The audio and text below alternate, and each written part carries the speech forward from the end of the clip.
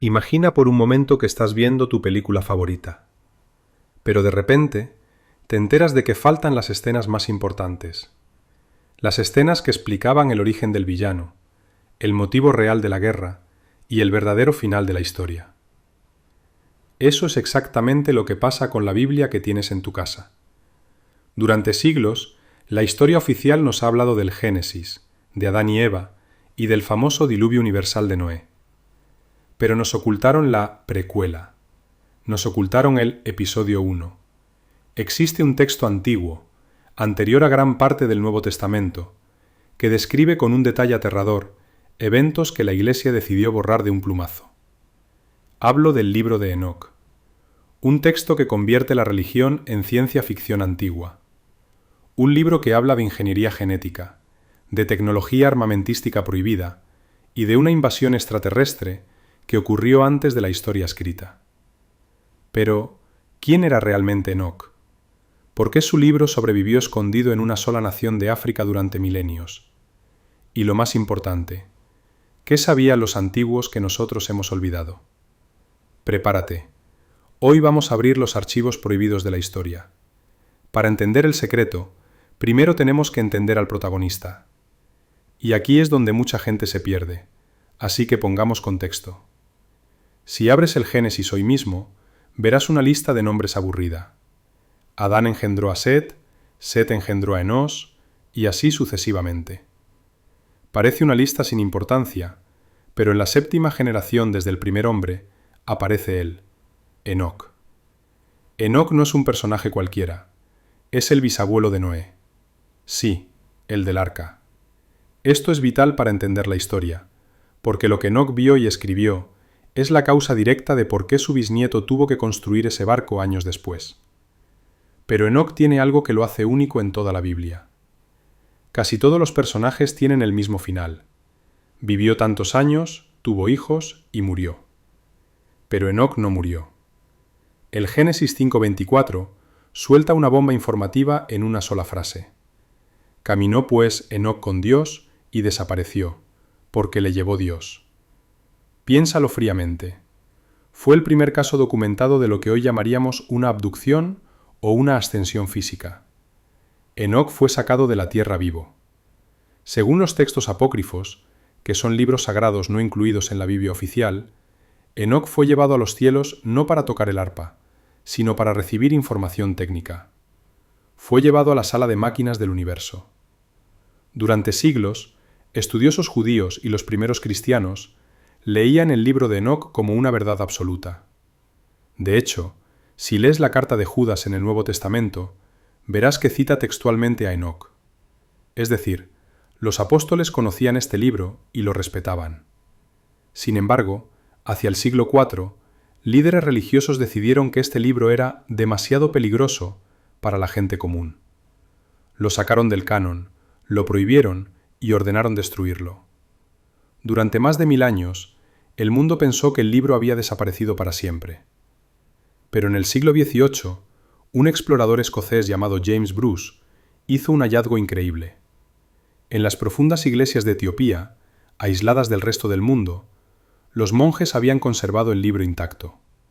Lo consideraban sagrado. Gracias a ellos, y al posterior descubrimiento de los rollos del Mar Muerto en 1947, hoy sabemos que el texto es real y es antiquísimo. ¿Y qué dice este libro que asustó tanto al Vaticano? El libro narra la caída de los vigilantes. En hebreo se les llama los Grigori. No eran demonios con cuernos, ni monstruos. El texto los describe como seres celestiales, hijos de los cielos, cuya misión original era simplemente observar a la humanidad. Eran como documentalistas de la naturaleza o científicos asignados a estudiar una tribu salvaje. Podían mirar, pero tenían prohibido interferir. Eran 200 vigilantes bajo el mando de un líder llamado Samiaza. Y cometieron un error fatal. Desarrollaron deseo. El texto es muy gráfico. Dice que estos seres, desde sus estaciones de observación, vieron que las hijas de los hombres eran hermosas. Y decidieron romper la primera directriz. Decidieron bajar a la tierra, materializarse y tomarlas como esposas. Samyaza sabía que esto era un crimen cósmico. sabía que violar las leyes de la naturaleza traería una condena eterna. Así que, según el libro, descendieron sobre la cima del monte Hermón, una montaña que existe hoy en día entre Siria y el Líbano, y allí hicieron un pacto, un juramento de sangre. Dijeron: haremos esto juntos, y si hay castigo, caeremos juntos.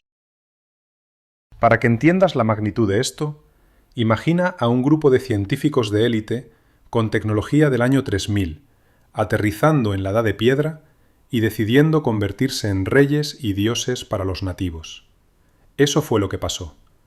Pero estos seres no llegaron con las manos vacías. Para seducir a la humanidad y ganar poder, trajeron algo peor que la lujuria. Trajeron conocimiento prohibido. Un intercambio tecnológico que no estábamos preparados para asimilar. El libro detalla qué enseñó cada ángel caído, y esto te va a sonar muy actual. Un ángel llamado Azazel enseñó a los hombres a hacer espadas, cuchillos, escudos y corazas. Enseñó la metalurgia avanzada. Antes de la llegada de los vigilantes, los conflictos humanos eran tribales, con piedras y palos. Después de Azazel, la guerra se convirtió en una industria. Enseñó a matar de forma eficiente. Pero no solo corrompieron a los hombres. A las mujeres les enseñaron el arte de pintarse los ojos, el uso de piedras preciosas y tintes. Les enseñaron la seducción artificial para manipular. Otros ángeles, como Senjaza y Baraquiel, enseñaron hechicería, el corte de raíces alucinógenas y astrología avanzada para predecir el futuro. Básicamente, les dieron a los humanos el código de acceso al sistema operativo de la realidad. Pero los humanos no teníamos la madurez moral para manejarlo. Fue como darle un arma nuclear a un niño de 3 años. La sociedad avanzó tecnológicamente de golpe, sí, pero se pudrió espiritualmente al instante. Y entonces ocurrió lo inevitable. De la unión sexual entre estos seres biológicamente superiores y las mujeres humanas, nacieron hijos. La Biblia los llama Nefilim. En las clases de religión suelen decirte simplemente que eran gigantes, pero el libro de Enoc va mucho más allá. No eran solo tipos altos, eran híbridos genéticos, eran aberraciones biológicas que no debían existir. Al principio, estos gigantes consumían todos los recursos que los humanos producían. Eran insaciables. Pero cuando la agricultura humana ya no pudo alimentarlos, los gigantes se volvieron contra sus padres. El texto dice literalmente: los gigantes se volvieron contra los hombres y comenzaron a devorar a la humanidad. Empezaron a beber sangre, algo prohibido en la ley divina antigua. Empezaron a pecar contra las aves, las bestias, los reptiles. Fue una corrupción biológica total. La tierra ya no era humana. Estaba infectada por una genética alienígena. Los gritos de la humanidad subieron hasta el cielo. La violencia era absoluta. No quedaba rastro de inocencia en el planeta.